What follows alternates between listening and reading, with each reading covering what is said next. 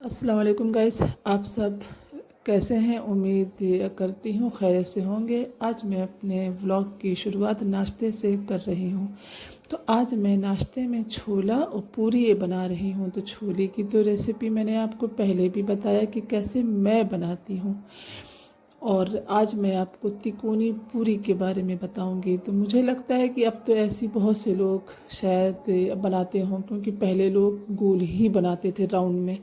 लेकिन क्या मुझे ऐसा लगता है कि अकेले बनाना इंसान के लिए मुश्किल है, किसी भी औरत के लिए या तो किसी के लिए भी, क्योंकि अकेले बेलना, अकेले सेकना छोटी छोटी सी में टाइम लगता है। तो कम से कम दो लोग हों।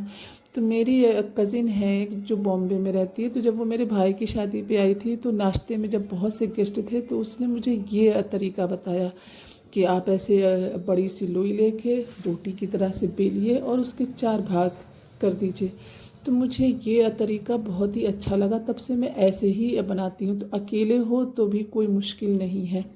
तो मेरे 2 बच्चे हैं, तो मेरी तो हेल्प कोई नहीं करेगा, तो मुझे ये अकेले ही करना होता है। तो मुझे ये आसान लगता है, तो मैं ऐसे ही बनाती हूँ। अब आपने मेरी ये कढ़ाई देखी होगी कि छोटी सी कढ़ाई में, तो दरअसल तेल अगर आप ज़्यादा डालते हैं तो तेल जब खौल जाता है बार बार उसको मतलब गर्म करने से, वो तेल ख़राब होता है सेहत के लिए। तो मैं कम ही तेल छोटी सी कढ़ाई में डालती हूँ कि जितना ही तेल ज़्यादा ख़राब ना हो। तो मैं ऐसे ही तलती हूँ। तो आज मेरे हस्बैंड को नहारी खानी थी, तो उन्होंने मुझसे फरमाइश की, तो मैंने कहा ले आए वो। जब तक वो लेके आए मैंने इधर नाश्ता तैयार किया। तो मैंने ये उठा के ऐसे ही रख दिया, क्योंकि मुझे इज्तिमा में जाना था। तो मैंने सबको नाश्ता कराया और ख़ुद भी नाश्ता किया, और जो घर के ज़रूरी काम थे वो मैंने निपटाए, क्योंकि मुझे 11 बजे तक इज्तिमा में जाना था। घर से थोड़ी ही दूरी पे 10 कदम की दूरी पे एक छोटा सा बच्चों का स्कूल है। तो वो हर संडे को 11 बजे वहाँ पे ऑर्गेनाइज़ करती हैं, कुछ जो है औरतें हैं जो इससे जुड़ी हुई हैं। तो उन्होंने 1 महीना पहले मुझे भी इसकी मतलब दावत दी। तो मुझे इज्तिमा मतलब पहले भी पसंद था, मैं शादी से पहले भी मतलब मायके में ये इसमें हिस्सा लेती थी। तो मैं खैर जल्दी जल्दी 11:15 मुझे बज गया। लेकिन जब मैं वहाँ गई तो मैंने देखा मेरी तरह से तो बहुत सी औरतें नहीं आई हैं टाइम से। ठंडक का टाइम है ना, तो थोड़ा दिन तो लेट से स्टार्ट होता है। तो वो लोग मुझे देख के बहुत ही खुश हुई, क्योंकि मैं 2 संडे से नहीं आई थी। तो उन्होंने मुझसे इसकी वजह पूछी। तो मैंने बताया कि एक संडे को तो मेरे घर गेस्ट आए हुए थे और दूसरे संडे को मैं अपने मायके गई हुई थी। तो खैर आज का जो टॉपिक था उन्होंने जो बयान किया, वो आजकल के बच्चों के मतलब लिहाज से ये था कि आजकल के बच्चे एक बार में माँ बाप का कहना नहीं सुनते हैं। और हम लोगों के टाइम में ऐसा था कि अगर माँ बाप ने एक आवाज़ लगाई तो हम लोग फ़ौरन जाके तब तक उनके सिरहाने खड़े हो जाते थे। तो उसी टॉपिक पे उन्होंने बहुत देर तक हम लोगों से इस बात की चर्चा की कि बच्चों को कैसे उनको तहज़ीब और तरीक़ा बताएं, कैसे उन्हें इस्लाम की बातें बताएं कि मतलब नमाज़ पढ़ें और नेक राह पे चलें, माँ बाप की इज़्ज़त करें।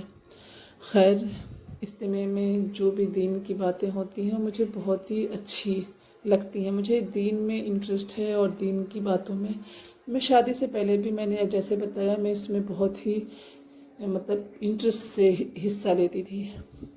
1 घंटा गुजरने के बाद मैं फटाक से घर आई और बच्चों को मैंने खाना खिलाया। उनको तो छोला ही खाना था, तो मैंने चावल सिर्फ पकाया। उनको खाना देने के बाद मैं लग गई पाए में, क्योंकि पाए को धोने में तो 2 घंटा लग ही जाता है, क्योंकि महीन महीन से इसमें बाल होते हैं।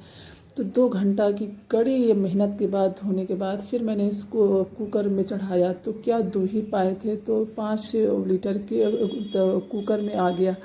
तो मैंने 1 चम्मच लहसुन का पेस्ट, अदरक का पेस्ट, नमक और लौंग और जो है इलायची, लकड़ी, तेज़पत्ता, ये सब डाल के तो कुकर में रख दिया। फिर मैंने दूसरी तरफ जो है मसाले को बघारा, प्याज काटा, तेल डाला और इसमें भी मैंने लौंग, इलायची, तेज़पत्ता, कड़ी, लकड़ी, ये सब मैंने इसमें भी डाला और इसको स्लो आंच पे मैं मतलब भूनने लगी। और दूसरी तरफ मैंने मिक्सी में टमाटर और प्याज भी पीस लिया। धनिया इसमें पिसी हुई 3 चम्मच और 1 चम्मच हल्दी और तो मिर्चा, ये सब मैंने अब पीस लिया।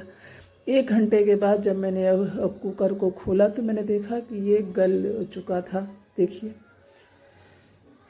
कितना सही से इसमें से सब पीस अलग अलग हो चुका है, इसमें से रोगन भी उतर आया। उधर मैंने जब जो है मसाला तैयार कर लिया तो मैंने सारा उसी में हड्डी समेत ही डाल दिया, क्योंकि अब बच्चों को ऐसी पसंद है चूसना।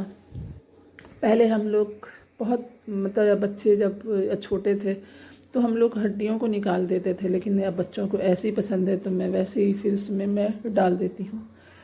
तो सब कुछ डालने के बाद में फिर आप इसमें हम देखेंगे नमक का क्या हाल है, मिर्ची का टेस्ट क्या है। तो ये सब नमक देखने के बाद में जितना आपको नमक चाहिए तेज़, या कुछ लोग या कम खाते हैं, तो मैंने मतलब नमक डाला, गरम मिर्चा डाला। और मिर्चा जैसे कि कम हो तो या तो हरा मिर्चा काट के डाल देते हैं या तो ज़ीरा मिर्चा पिसा हुआ होता है टेस्ट के अकॉर्डिंग। तो सालन मुझे कुछ थोड़ा सा पतला लगा तो मैंने इसको फिर से गैस पे रख दिया धीमे धीमे पकने के लिए, और इसको फिर धनिया पत्ते से गार्निश किया। और फिर बच्चे लोग इसको तो नान से ही खाते हैं, तो मैंने बाज़ार से नान को मंगाया। तो गाइस आपको ये मेरा व्लॉग या कैसा लगा प्लीज़ मुझे सपोर्ट भी कीजिए, सब्सक्राइब कीजिए और मुझे दुआओं में याद रखिए। इंशाल्लाह मिलती हूँ अगले व्लॉग में। ओके, अल्लाह हाफिज़। सपोर्ट कीजिए प्लीज़।